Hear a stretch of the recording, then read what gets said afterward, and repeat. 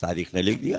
हाँ, हसन सुलो पसंद थे, नर मिजाज थे, सुलो कर लो।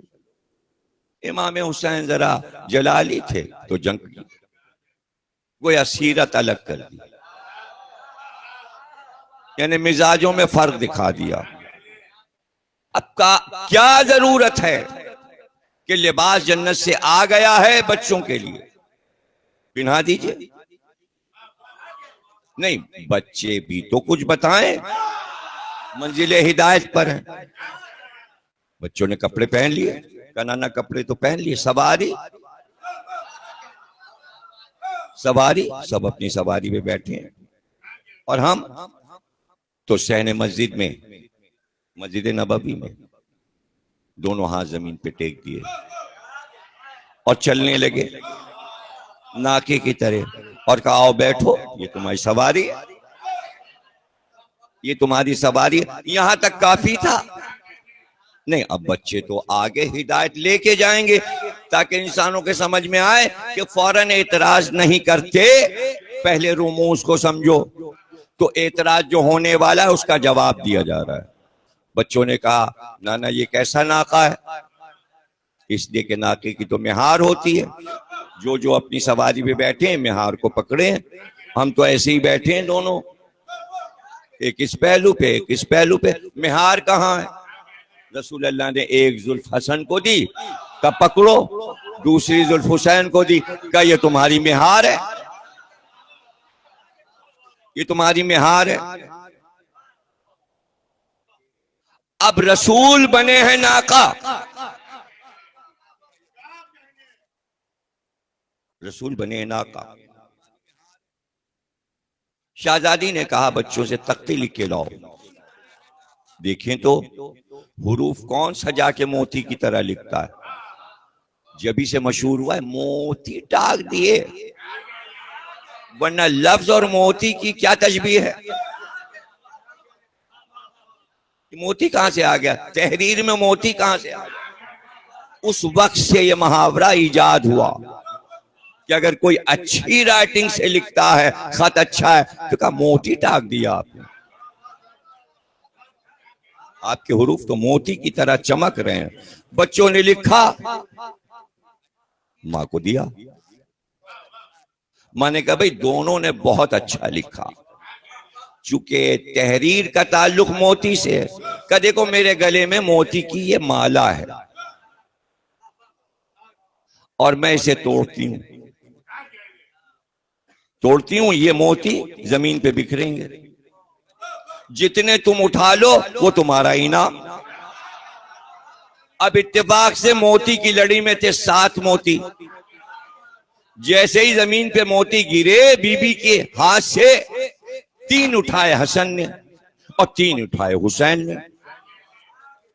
अब एक बचा, इधर से हसन का हाथ बढ़ रहा था, इधर से हुसैन का हाथ। अब अगर ये एक मोती कोई उठा ले तो जिसके पास 4 आएंगे वो अफजल हो जाएगा। अब जाने कौन उठाए, छोटा भाई उठाए कि बड़ा भाई उठाए? अल्लाह ने जिब्रील से कहा इससे पहले कि दोनों के हाथ बढ़े, पर से अपने मोती को 2 टुकड़े कर दो। मोती टूटा, आधा इधर आया आधा इधर, आधा हसन ने उठा लिया आधा हुसैन ने उठा लिया। भाई बराबर रहे भाई। देखिए मोती इनाम में मिले, इसलिए तहरीर के साथ लफ्ज मोती मुहावरे में हसन और हुसैन के सदके में आ गया। तहरीर खुशखती के लिए मोती का लफ्ज आ गया।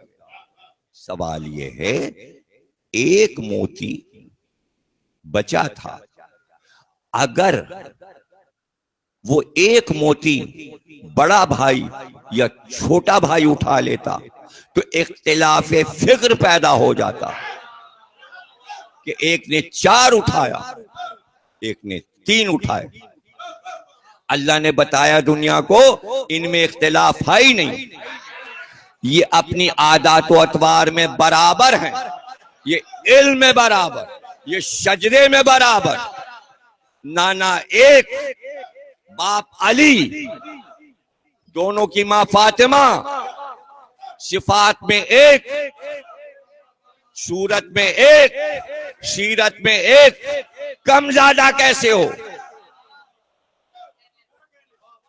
अब रसूल के दोष पे दोनों हैं, जुल्फ इधर और जुल्फ इधर।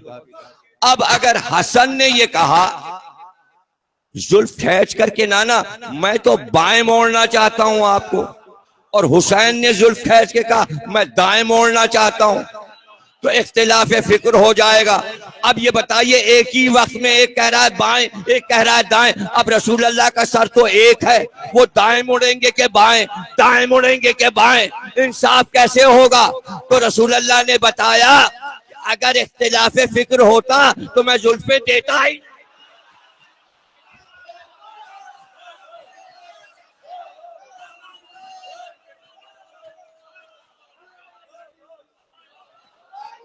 ये तो आप लिखेंगे अपनी नाकिस अक्ल से, जिहालत की वजह से कि उन्होंने सुलह कर ली, इन्होंने जंग की। बल्कि रसूल अल्लाह ने तो फरमा दिया कि अगर हसन की जगह हुसैन होते तो वही करते जो हसन ने किया, और अगर हसन करबला में होते तो वही करते जो हुसैन ने किया। और दुनिया को यह पता ही नहीं दोनों काम बराबर हैं। अब ये तो कहने का तरीका है, जिसके पास इल्म होगा वही तो कहेगा कि हसन ने खुदा के दुश्मनों को कलम से कत्ल किया, हुसैन ने जुल्फ। तो ये थोड़ी कहा कि तेरा कलमा कबूल, जवाब दिया का तुलका जाओ, छोड़ दिया। तुलका उस गुलाम को कहते हैं जिसे आजाद करे। तो दो तरीके हैं, गुलाम को आजाद किया, अब तू गुलाम नहीं रहा, आजाद है, तो कहते हैं जा तुझे आजाद किया, आजाद हो गया। लेकिन अगर कह दिया तुलका, इसके मानी ये हैं कि आजाद तो कर रहे हैं, लेकिन तुलका के मानी ये हैं कि हम फिर दोबारा गुलामी में ले सकते हैं, यानी आजाद भी हैं और आजाद नहीं भी हैं। इसका क्या तरीका है भाई? भाई कोर्ट में गवाह नहीं मिले, उन्होंने छोड़ दिया, क्या हुआ साहब, वो कागज बनना पड़ेगा, नोटरी भर के लाइए, क्या 20 लाख रुपए की जमानत, और शहर से बाहर नहीं जा सकते, पासपोर्ट जब्त। आजाद हैं, घूम रहे हैं, एयरपोर्ट नहीं जा सकते, जहाज पे बैठ नहीं सकते, और जमानत है, और जिसने जमानत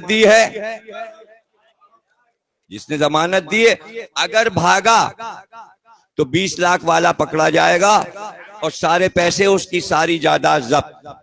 ये है आपका कानून हर मुल्क का, तो पाकिस्तान का भी कानून यही है, और ये हुजूर का कानून है, यानी तुम भाग नहीं सकते, पासपोर्ट जब्त है, जब चाहे गुलामी में ले ले, तुलका हो, आजाद करदा हो हमारे, हम फिर गुलामी में ले सकते हैं। इस वक्त छोड़ रहे हैं, हम घर में झाड़ू भी तुमसे लगवा सकते हैं, हम तुमसे अपना ऊंट भी नहलवा सकते हैं,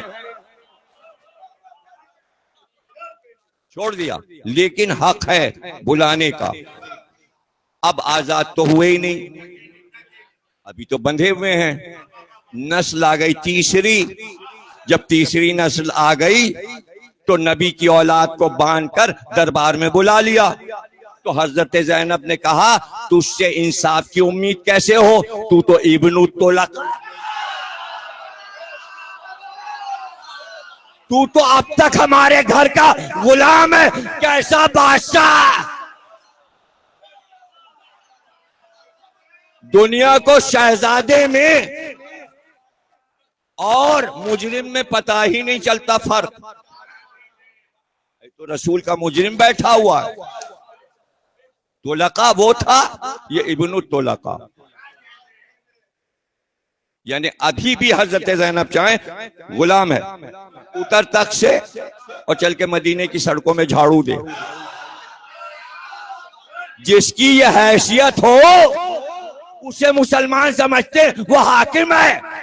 हाकिम ज़ैनब थी। इसलिए कि अगर अभी यकीन नहीं तो शाम में जाके देखो, हुकूमत यजीद की है।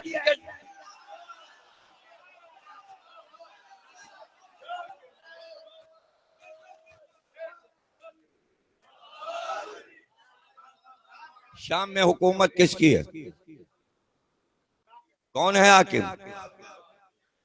ताज, सोने का ताज, जवाहरात से मुरस्सा, मौला अली की जरी में रखा है। और फिर इमाम रिजा क्या रखा है? और किसी इमाम के ताज नहीं है। मौला अली ने हुकूमत की, ताजदार है, ताज रखा है। इमाम ईरान के बादशाह थे, ताज रखा है। अब उसके अलावा और इमामों के यहाँ जरी में ताज नहीं रखा। अब तीसरा ताज हजरत ज़ैनब के ताबूत पे रखा है। अब जब ज़ियारत को जाइएगा तो जरी में देखिएगा, बेहतरीन सोने का मुरस्सा ताज। ये हजरत ज़ैनब के ताबूत पे ताज क्यों रखा है? अली क्या ताज इसलिए कि हाकिम थे अरब के, बादशाह थे, ताज रखा है। इमाम रिजा ईरान के बादशाह थे, हैं, ताज रखा है।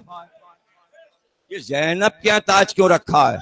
ये बताने के लिए कि यूं ताज छीना और दारुल हुकूमत भी छीन लिया। और हुकूमत किसकी है? हुकूमत किसकी है? हम एयरपोर्ट पे उतरे, चेकिंग शुरू हुई साहब। बड़ी उस जमाने में चेकिंग होती थी 2003 तक। थोड़ी देर उन्होंने बिठा दी, फिर उसके बाद उन्होंने कहा आप किस सिलसिले में आए? हमने कहा ज़ियारत। तो फौरन उसने कहा, हमने ज़ियारत कहा, उसने क्या कहा? सैयदा ज़ैनब, सैयदा रुकैया। हमने कहा हाँ। कहने लगे आप तो काबिल एहतराम है, यहाँ तो लोग आते ही सैयदा ज़ैनब की ज़ियारत के लिए। आप जाइए, तशरीफ ले जाइए। मेहमान ज़ैनब, मेहमान रुकैया, आज भी एहतराम, रोजे का है। कितनी सख्त लड़ाई, लेकिन बशारुल असद ने पहरे बिठा दिए हजरत ज़ैनब के रोजे पर। अब दुनिया कहती नुसैरी है, तो भैया नुसैरी तो बहुत अच्छा है, कम से कम मुसलमानों से तो नुसैरी अच्छा है, जो वहां बम के धमाके करने के लिए मरे जा रहे हैं। नुसैरी बचा रहा है और वो बम के धमाके करने चाह रहे हैं। तो मुसलमान अच्छा है या नुसैरी? फैसला आप कर लीजिए। मैं तो कभी कभी नुसैरी को शियों से भी अच्छा समझता हूं। जमा तो हुआ है, रोजे पर बाल बराबर आंच तो नहीं आने दे रहा है। मैं तो इसे बड़ा कारनामा समझता हूं बशारुल असद का, कि बैठा हुआ है, जमा हुआ है, 2 रोजों की मोहब्बत में। और कितनी ज़ियारतें, ज़ियारतें, ज़ियारतें, ज़ियारतें, ज़ियारतें, जहां चाहे रुक जाएं और आंसू बहा लें। बाबे सभी सगीर कब्रिस्तान में जाएं, और जब कब्रें खत्म हो, दीवार आ जाए, तो एक जगह दरवाजा है, सड़क पे आ जाइए। जैसी सड़क पे आएंगे, सामने एक और खूबसूरत रोजा नजर आएगा, उसमें मीनार है, बड़ा सा दरवाजा है, अंदर चले जाइए। एक चौकोर जरी सोने और चांदी की लगी है। जब उसके अंदर देखेंगे 18 अमामे रखे हैं। भाई ये क्या है? ये वो घर है जो हजरत ज़ैनब ने कहा था, सैयद सज्जाद मुझे एक घर चाहिए जहां मैं अपने भाई की सफ़े अज़ा बिछाऊं। जब कैद खाने से बीबी बाहर आई और नाके पे बैठी, उसके बाद नाका इसी दरवाजे पर आके रुका। अंदर जाएंगे, एक दरख्त भी लगा हुआ है, एक चबूतरा बना है, वहां पानी रखने का सामान है। एक एक चीज खुद नाम आपको बता देगा। इस जगह सैयद सज्जाद बैठे थे, यहाँ असीरों के लिए पानी रखा गया था, यहाँ ज़ैनब ने फर्श बिछाया था, ये जहाँ जरी लगी है यहाँ एक फर्श बिछाया था। हजारों शाम की औरतें आके इस दरवाजे पे रुक गई थीं। सबके गोदियों में बच्चे छोटे छोटे थे, छोटे मासूम बच्चों को लेकर आई थीं हजरत ज़ैनब को पुरसा देने के लिए। बाहर भी गिरिया था, अंदर भी गिरिया था, यहाँ भी कोहराम था, वहां भी कोहराम था। और बीबी ने फर्श बिछाकर तमाम बीबियों को बिठा दिया। हजरत उम्मे लैला बैठ गई, उम्मे रबाब, जनाब रुकैया, ज़ौजा मुस्लिम, ज़ौजा अब्बास, सबको बिठा दिया। और उसके बाद का सैयद सज्जाद, कहलवाओ हाकिम से जो करबला में हमारा सामान लूटा था वो वापस कर दे। सामान आया, बीबी ने फर्श एक जगह सबके अमामे सजा के रख दिए।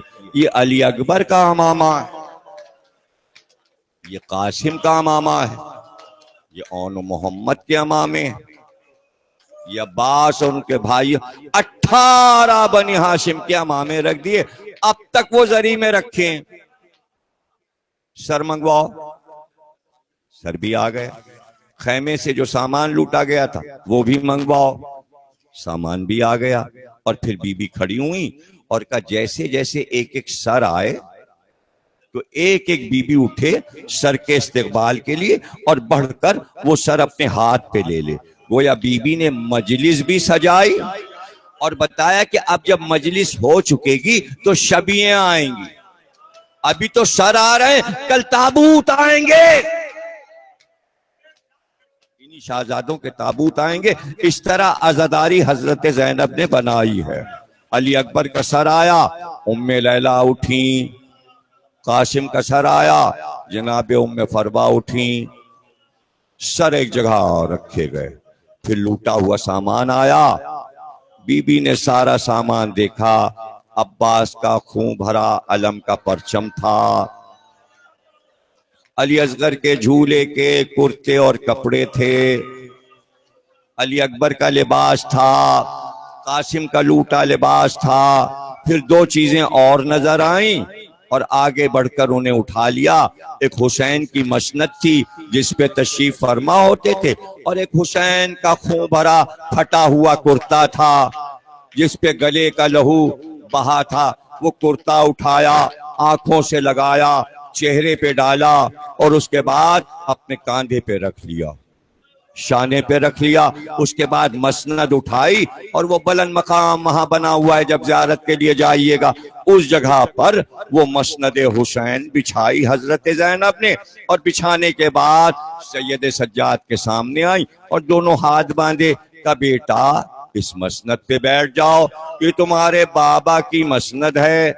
सैयद सज्जाद फूफी के हुक्म पे बैठ गए। फूफी अम्मा आप चाहती क्या हैं? का बेटा जमाने का कायदा है, जब किसी का बाप मर जाता है तो यतीमी का पुरसा दिया जाता है। तेरा बाप असरे आशूर को मारा गया, तू यतीम हो गया। उस वक्त ज़ैनब के हाथ बन गए और मैं पुरसा न दे सकी। मेरे लाल, बाप का पुरसा कबूल करो।